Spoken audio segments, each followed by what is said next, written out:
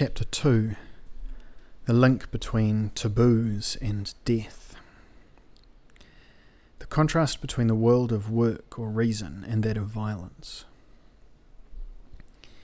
In the section which follows, whose subject is eroticism at white heat, the blind moment when eroticism attains its ultimate intensity, I shall consider systematically the relationship between those two irreconcilables already mentioned, taboo and transgression. Man belongs in any case to both of these worlds, and between them, willy-nilly, his life is torn. The world of work and reason is the basis of human life, but work does not absorb us completely, and if reason gives the orders, our obedience is never unlimited.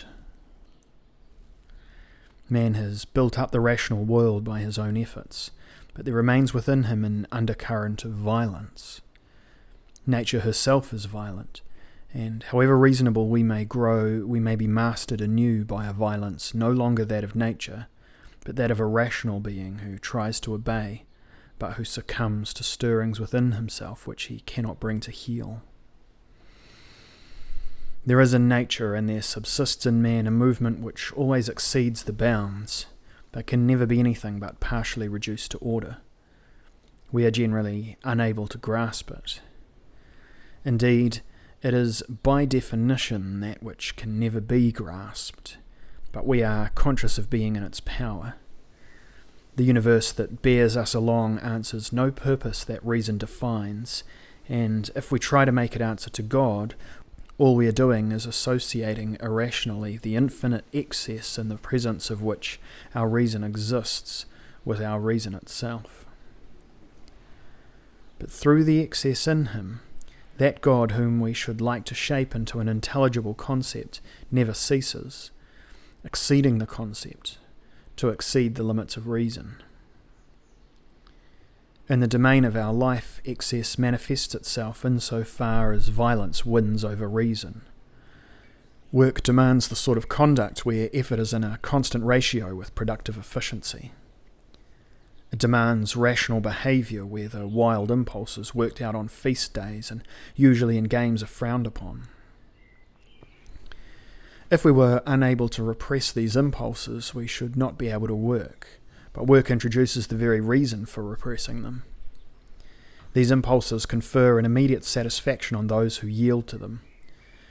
Work, on the other hand, promises to those who overcome them a reward later on whose value cannot be disputed except from the point of view of the present moment.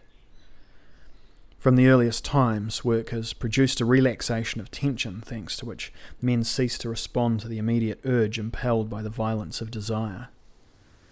No doubt it is arbitrary always to contrast the detachment fundamental to work with tumultuous urges whose necessity is not constant. Once begun, however, work does make it impossible to respond to these immediate solicitations, which could make us indifferent to the promised desirable results. Most of the time, work is the concern of men acting collectively, and during the time reserved for work, the collective has to oppose those contagious impulses to excess in which nothing is left but the immediate surrender to excess, to violence, that is. Hence, the human collective, partly dedicated to work, is defined by taboos without which it would not have become the world of work that it essentially is. The main function of all taboos is to combat violence. What prevents us from seeing this decisive articulation of human life in its simplicity is the capricious way these taboos are promulgated.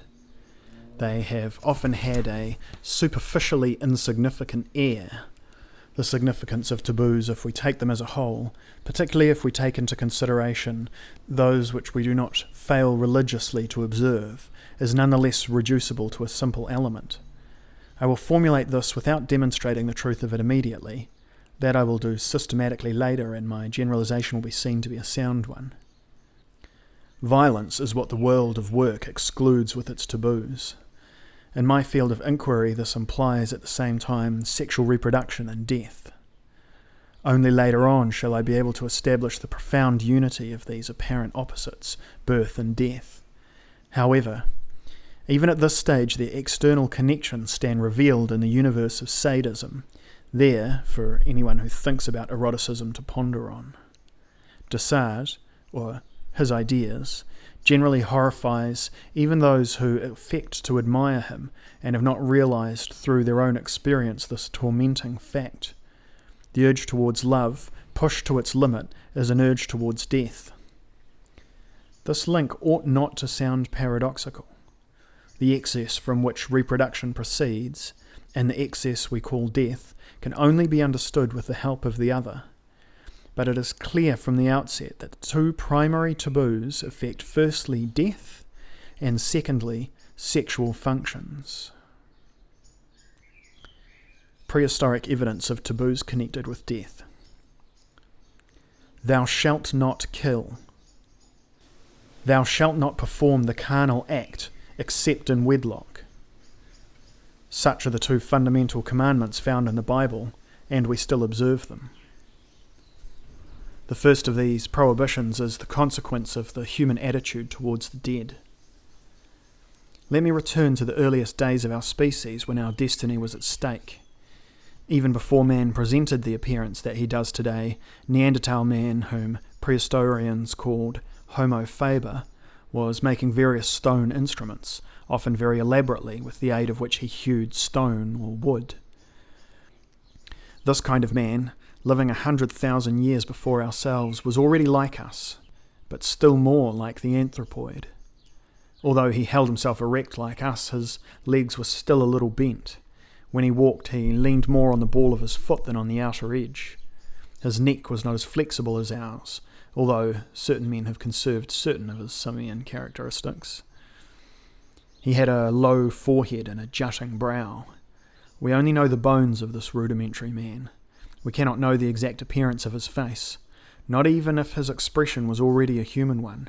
All we know is that he worked and cut himself away from violence.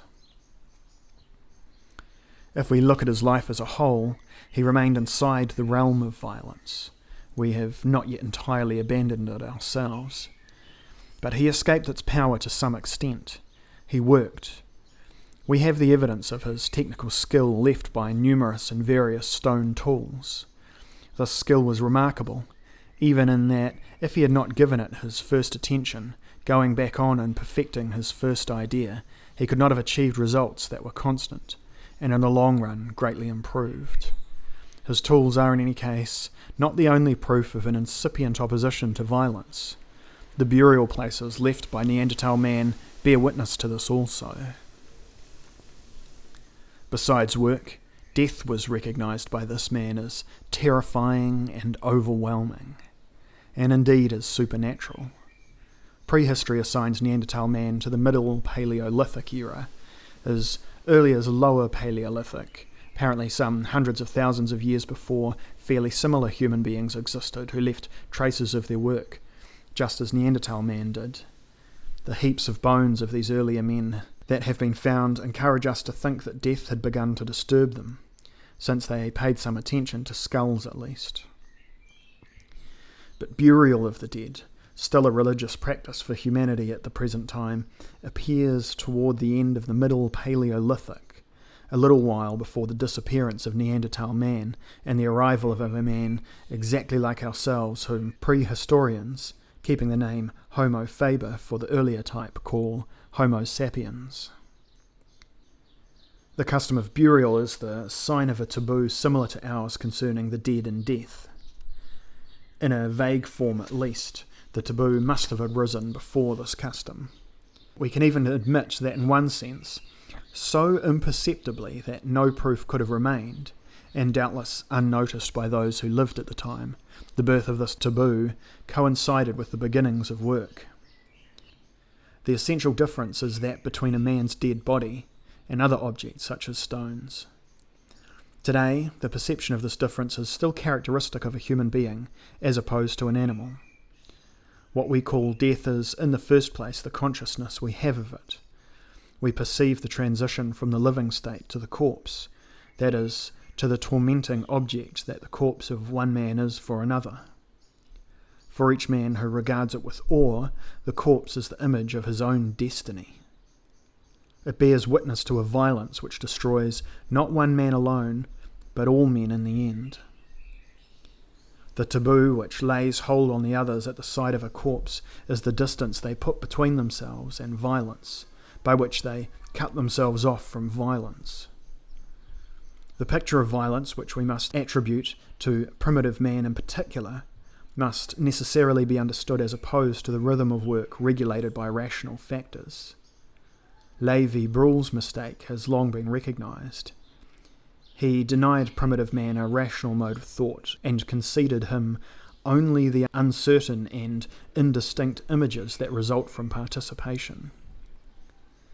Work is obviously no less ancient than man himself, and though work is not always foreign to animals, human work, as distinct from animal work, is never foreign to reason.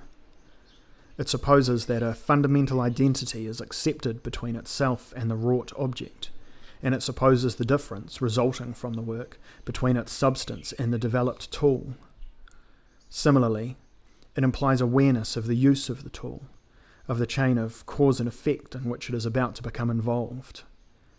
The laws which govern the acquired skills which give rise to tools, or which are served by them, are laws of reason from the outset. These laws regulate the changes which work conceives and effects. No doubt a primitive man could not have made them explicit. His language made him aware of the objects it named for him, but was inadequate to deal with the naming process itself. A workman today, the best part of the time, would not be in a position to formulate them. Nevertheless, he observes them faithfully. Primitive man, as Lévi-Bruhl describes him, may have thought irrationally some of the time that a thing simultaneously is and is not, or that it can be what it is and something else at the same time. Reason did not dominate his entire thinking, but it did when it was a question of work. So much so that a primitive man could imagine, without formulating it, a world of work or reason to which another world of violence was opposed. Certainly, death is like disorder in that it differs from the orderly arrangements of work. Primitive man may have thought that the ordering of work belonged to him, while the disorder of death was beyond him, making nonsense of his efforts. The movement of work, the operations of reason were of use to him, while disorder, the movement of violence, brought ruin on the very creature whom useful works serve. Man, identifying himself with work, which reduced everything to order, thus cut himself off from violence, which tended in the opposite direction. The horror of the corpse as a symbol of violence and as a threat of the contagiousness of violence. Violence, and death signifying violence, have a double meaning. On the one hand, the horror of death drives us off, for we prefer life. On the other, an element at once solemn and terrifying fascinates us and disturbs us profoundly. I shall return to this ambiguity. I can only point out in the first place the essential aspect of recoil in the face of violence, which is expressed by taboos associated with death. A man's dead body must always have been a source of interest to those whose companion he was while he lived. And we must believe that as a victim of violence, those nearest to him were careful to preserve him from further violence. Burial no doubt signified from the earliest times, as far as those who buried the dead body were concerned, their wish to save the dead from the voracity of animals. But even if that wish had been the determining factor in the inauguration of this custom, we cannot say that it was the most important. Awe of the dead in all likelihood predominated for a long time over the sentiments which a milder civilization developed. Death was a sign of violence brought into a world which it could destroy. Although motionless, the dead man had a part in the violence which had struck him down. Anything which came too near him was threatened by the destruction which had brought him low. Death presented such a contrast between an unfamiliar region and the everyday world that the only mode of thought in tune with it was bound to conflict with the mode of thought governed by work. Symbolical or mythical thought, erroneously labelled primitive by Lévi-Brühl, is the only kind appropriate to violence, whose essence is to break the bounds of rational thought implicit in work. According to this way of thinking, the violence which, by striking at the dead man, dislocates the ordered course of things, does not cease to be dangerous once the victim is dead. It constitutes a supernatural peril which can be caught from the dead body. Death is a danger for those left behind. If they have to bury the corpse, it is less in order to keep it safe than to keep themselves safe from the contagion. Often the idea of contagion is connected with the body's decomposition, where formidable aggressive forces are seen at work. The corpse will rot. This biological disorder, like the newly dead body as a symbol of destiny, is threatening in itself. We no longer believe in contagious magic, but which of us could be sure of not quailing at the sight of a dead body crawling with maggots? Ancient peoples took the drying up of the bones to be the proof that the threat of violence arising at the time of death had passed over. More often than not, the dead man himself, held in the clutch of violence, as the survivors see it, is part and parcel of his own disorder, and his whitened bones are what at last betoken the pacification of his spirit.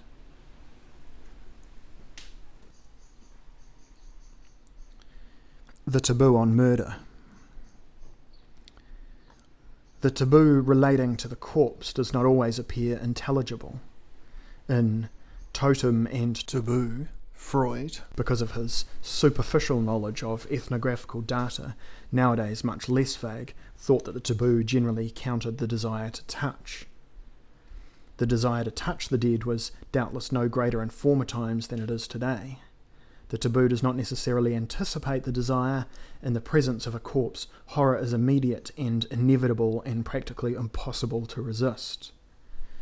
The violence attendant upon a man's death is only likely to tempt men in one direction.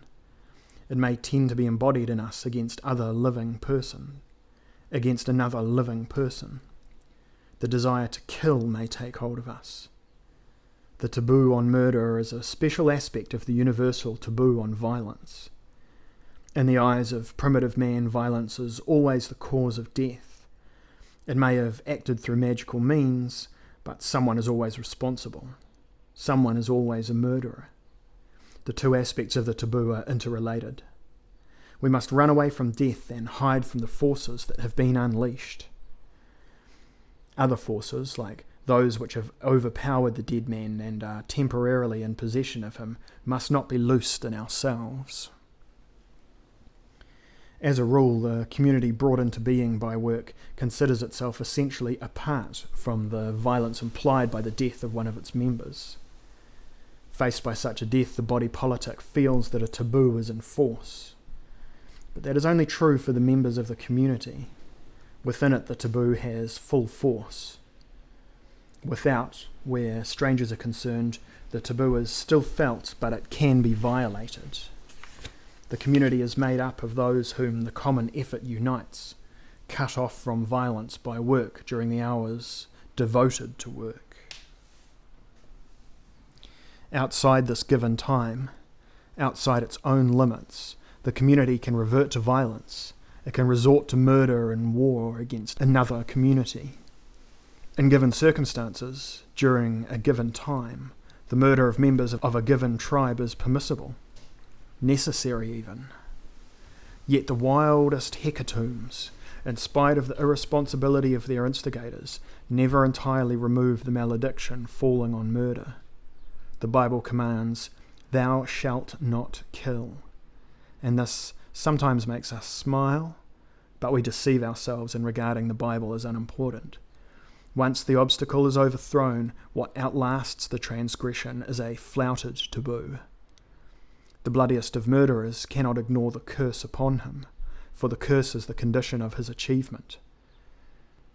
Transgression, piled upon transgression, will never abolish the taboo, just as though the taboo were never anything but the means of cursing gloriously whatever it forbids. In the foregoing proposition there is a basic truth. Taboos founded on terror are not only there to be obeyed. There is always another side to the matter. It is always a temptation to knock down a barrier. The forbidden action takes on a significance it lacks before fear widens the gap between us and it, and invests it with the aura of excitement. There is nothing, writes de Sade, that can set bounds to licentiousness. The best way of enlarging and multiplying one's desires is to try to limit them. Nothing can set bounds to licentiousness, or rather, generally speaking, there is nothing that can conquer violence.